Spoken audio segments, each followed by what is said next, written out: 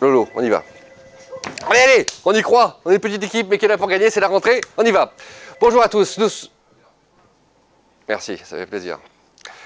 Bonjour les gens. Tête à clap saison 6, épisode 1, avec toujours la même ambition, vous faire pénétrer dans le sein des seins. C'est pas facile.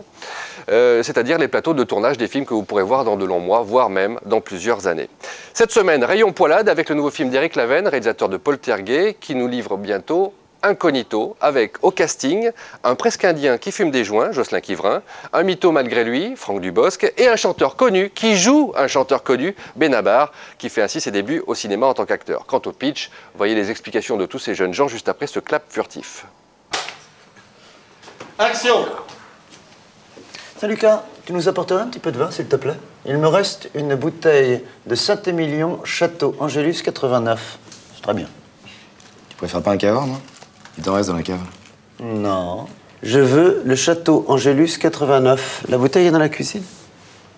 On peut fumer chez toi? Oui, bien sûr, bien sûr. Fait. Je suis fumeur moi-même. Je la trouve pas. Sur l'étagère à gauche en entrant dans la cuisine, tête en l'air. Donc tu viens d'où? C'est l'histoire d'un chanteur raté des années 95, joué par Benabar, qui chante très bien, joue très bien de la musique, mais hélas joue ses propres textes et ses propres compositions et ça intéresse personne, c'est pas terrible.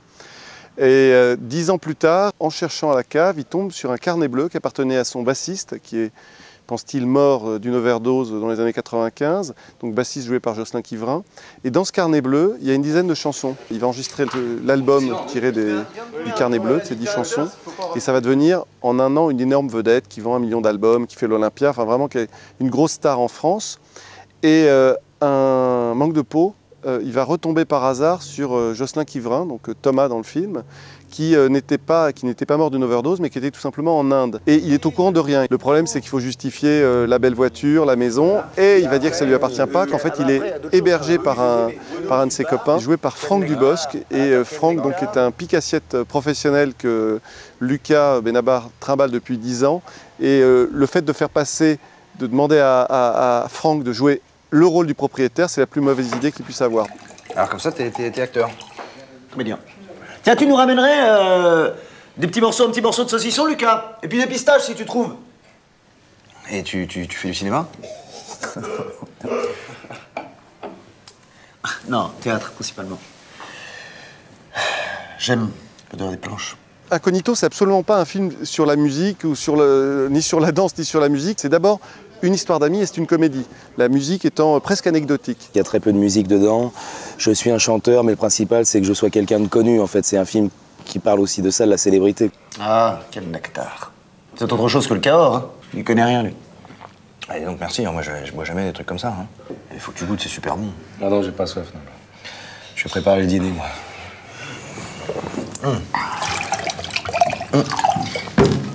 Alors comme ça, t'es acteur. Comédien. Ce qui m'a plu, c'est le côté... ça m'a rappelé les films que moi j'aimais bien quand j'étais môme dans les années 80, les films avec Lanvin et Michel Blanc, les films de potes qui se prenaient pas au sérieux, que je trouvais très sympa à regarder, qui étaient remplis de bonnes vannes et que je trouvais très distrayants. J'aime l'odeur des planches. J'étais dans La Barrière. T'as vu la pièce? Excuse-moi, moi je... La Barrière au Théâtre National du Mans. Jean Hurty. La Barrière de Jean Hurty au Théâtre National du Mans. Je jouais l'éclusier, le rôle-titre. Un texte très fort, très dur, très juste, sur un tas de sujets très importants, une baffe pour le public à chaque représentation. Puis on a eu des problèmes, les subventions, les dossiers, le conseil général de la Sarthe et tout ça. On les rangeait. La province. On est 3 acteurs différents.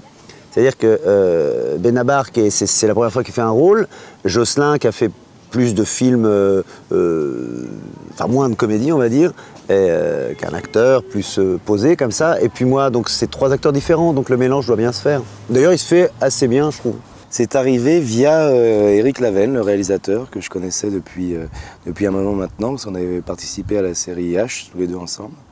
Et on avait comme ça un projet, comme on continuait à se voir, un peu indéterminée, mais de retravailler un jour ensemble. Et ça s'est fait sur ce film-là de façon inattendue. C'était pas prévu comme ça au début. Au début, j'ai un peu participé au scénario, donné des idées, travaillé avec lui. Après, j'ai réfléchi à la musique que je devais faire, puis peut-être un rôle, puis pas, et puis en fait, me voilà. Et donc, le saucisson va se couper tout seul, là? Et pistache, tu veux pas que je te les ouvre? Non? Pourquoi? C'était plus un fantasme qu'un rêve, à vrai dire. J'ai pas ça dans le sang, mais je me disais toujours que ça devrait être intéressant de faire ça.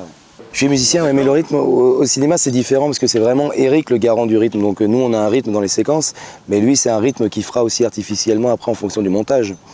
Donc lui a une idée en tête qu'on ne comprend pas forcément. Donc, ce qui est un peu déstabilisant d'ailleurs au cinéma, c'est qu'on n'est pas son propre patron. C'est qu'à un moment, Eric dit couper, ça peut être frustrant parce que moi j'ai l'impression de ne pas avoir été très bon ou même carrément mauvais. Mais lui, ça lui va parce qu'il a cette vision de la scène. Ça, il faut jouer ce jeu-là. Donc c'est lui qui s'occupe un peu de ces trucs de rythme. On est un peu des... ouais, on a des outils, quoi.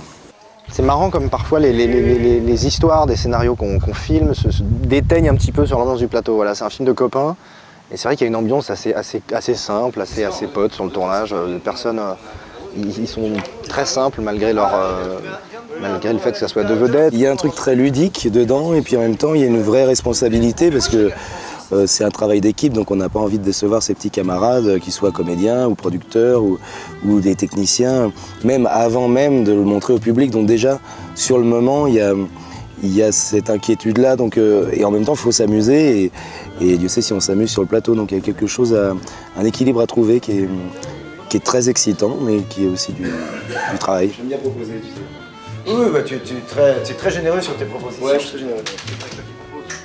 Incognito, sortie prévue premier semestre 2009 et d'ici là, Eric Laven devrait rempiler derrière la caméra pour protéger et servir avec Carole Bouquet, Cadmerade et Clovis Cornillac qui jouait déjà dans Poltergeist, le premier film du réalisateur. La boucle est bouclée, emballée, c'est pesé.